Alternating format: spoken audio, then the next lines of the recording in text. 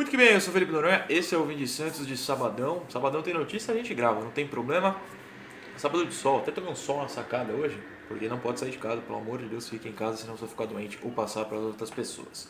Pois bem, vocês já viram o título do vídeo, então vocês sabem sobre o que é, mas para chegar no assunto eu preciso começar com uma pequena aula, entre aspas, porque eu não sou professor, pelo amor de Deus, sobre jornalismo declaratório. O que é isso? É quando alguém fala uma coisa e o jornalista simplesmente reproduz, sem contestar o que foi dito. Um exemplo, vou me usar como exemplo, tá? Se eu chego aqui e publico um vídeo, Neymar está de volta ao Santos, e um jornalista vai lá e reproduz isso, Neymar está de volta ao Santos, diz Felipe Noronha, muita gente vai acreditar. Não porque sou eu, mas porque tem duas fontes afirmando isso. Entenderam? Só que não é verdade. Seria uma irresponsabilidade minha simplesmente jogar isso pro ar. E seria de uma outra irresponsabilidade alguém reproduzir isso como se fosse verdade. Tem que contestar, tem que sempre ter os dois lados, alguém tem que ouvir o outro lado. E isso não foi feito ou não tem sido feito recentemente com declarações de José Carlos Pérez. O que não quer dizer que ele está mentindo, nem nada disso, não é isso. Mas sexta-feira ele deu uma entrevista à Rádio Transamérica e ninguém contestou situações. Ou perguntou, tá, você afirmou isso, mas um outro lado diz isso. E aí ele simplesmente fica no ar como a verdade. E não é que não seja, mas muitas vezes não é. A gente tem que interpretar, tem que analisar, tem que olhar o outro lado. O Pérez citou 3 assuntos que eu já tenho feito vídeos aqui recentemente. Sempre digo pra gente ficar de olho, eu incluso, vocês também. E ninguém tem contestado isso, ele simplesmente aparece, fala e fica como a verdade. Pois bem, ele afirmou sobre o Felipe Aguilar. Teve vídeo essa semana que o Atlético Nacional soltou uma nota oficial falando que o Santos não paga. O que ele disse foi o seguinte, a Gazeta publicou as aspas certinhas, todo o crédito ao Musetti que ouviu a entrevista também. Quem tinha que contestar era na rádio, tá? Rádio, se o Pérez está falando na rádio, alguém da rádio tinha que contestar, ter os dados na mão e falar, tá, você afirmou isso, mas tem isso aqui também. O Musetti simplesmente pegou as aspas da rádio e publicou, ele não estava lá ao vivo, né? Não é que ele tinha que contestar, não tinha nem como. Estamos conversando com o presidente do Atlético Nacional e o que ele quer é uma data para pagar as 2 últimas parcelas de 387 mil dólares, que em reais dá mais ou menos 2,1 milhões de reais, porque são somas. Eles estão precisando de dinheiro, todos nós estamos precisando de dinheiro. Não foram à FIFA, até porque uma parcela venceu no dia 31 de dezembro do ano passado e a outra em março agora, no meio da pandemia.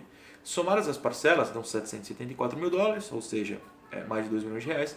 Já contatamos eles e vão segurar até as coisas voltarem, aliás, quase 4 milhões de reais na soma, e vão segurar até as coisas voltarem ao normal. Mas vão mesmo? Porque eles soltaram uma nota oficial há 2 dias, 3 dias. Eles vão aceitar esse método mesmo? O Atlético Nacional não foi à FIFA? É o que o Pérez está dizendo. Eu espero que seja verdade, porque seria bom para o Santos que nada disso acontecesse. Mas, se o Atlético Nacional soltou uma nota oficial cobrando o Santos, eu não acho que essa conversa tenha ocorrido em termos de paz assim. Claro, o Pérez pode estar falando isso para tentar acalmar a torcida, mas eu prefiro às vezes que seja dita a verdade, mesmo que ela seja mais dolorosa. Vocês me conhecem aqui, né? Nem toda vitória o mundo está às maravilhas, nem toda derrota o mundo está um inferno. Todas as situações têm 2 lados. O segundo tópico foi sobre a dívida do Santos com o Hamburgo. E essa a culpa, meio coitado, nem é dele, porque quem assinou o contrato do Kleber Reis foi a gestão anterior do Modesto Roma. Não à toa, o Modesto Roma foi banido do clube. O Pérez falou o seguinte sobre o Kleber. Lembrando que o Kleber, o Santos ainda deve parcelas também, tal como no caso do Atlético Nacional, do Aguilar. Temos 55% do jogador, do Kleber. Não atuou, temos emprestado a alguns clubes e ele não tem culpa nenhuma.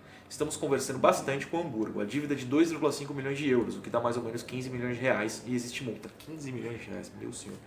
Não entendemos como se coloca uma multa desse tamanho. E aí você lê isso, você pode pensar, pô, mas foi ele que assinou. Não, foi o Modesto. Foi a gestão Modesto que botou essa multa, aceitou essa multa absurda.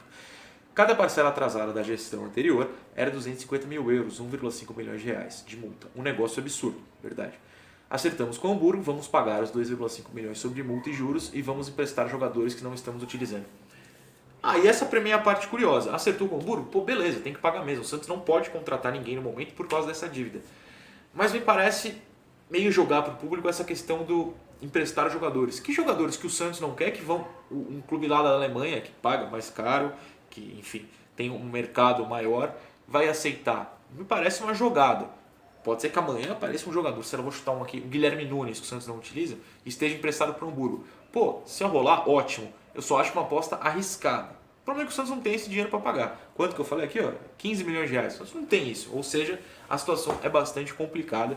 Lembrando que eu só estou analisando, não estou julgando como verdade ou mentira. Estou analisando porque o Pérez declarou, sem o pessoal da Rádio Transamérica, completar com perguntas. Eu acho assim, beleza, vocês vão emprestar que jogadores? Que jogadores? O Hamburgo tem conhecimento disso? Eles vão aceitar alguém? Eu acho muito difícil. Seria muito interessante, porém, que o Santos conseguisse isso. E o último tópico, mais chamativo, né, por causa da polêmica, é Cueva. O que ele falou é interessante. Eu vou ler primeiro para depois comentar. Olha só.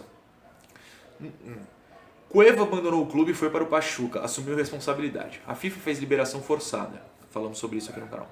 Estamos conversando bastante com o Krasnodar, dono do jogador. Santos não tem culpa a entenderam que o jogador abandonou. Verdade. Vão aguardar o resultado do que prometeu a FIFA, que é resguardar o dinheiro do Santos. A multa de 100 milhões de euros, meu senhor. Mas o clube nem tem essa disposição para pagar. Bom, nem o Krasnodar, nem a gente, nem o Pachuca.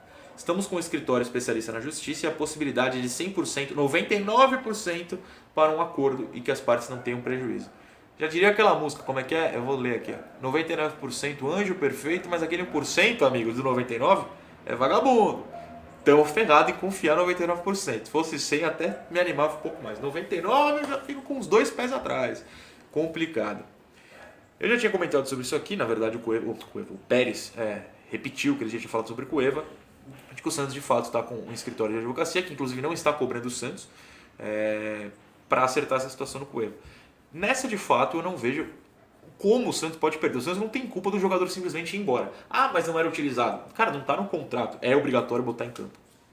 O cara está sendo pago o salário, aparece para treinar e pronto, ele não pode abandonar. O jogo é o extra do trabalho. O trabalho é aparecer todo dia no treino.